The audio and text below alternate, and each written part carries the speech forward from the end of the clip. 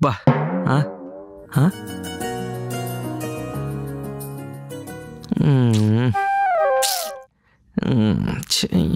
Hi Harish. Hi స్వప్న. ఏంటి అంత డల్గా ఉన్నావు? అటు చూడు.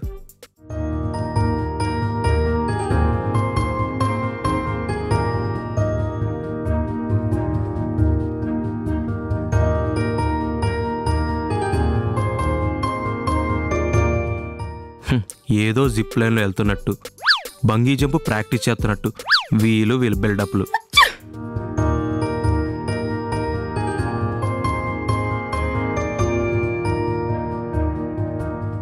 అబ్బా, బీటెక్ పాస్ అయినప్పుడు కూడా ఎంత ఎక్సైట్మెంట్ ఫీల్ అయి ఉండదు ఈ పిల్ల. ప్రొఫెషన్ ని పర్సనల్ ని ఎందుకు కలుపుతావు హరీష్? ఎలా చెప్పాలి?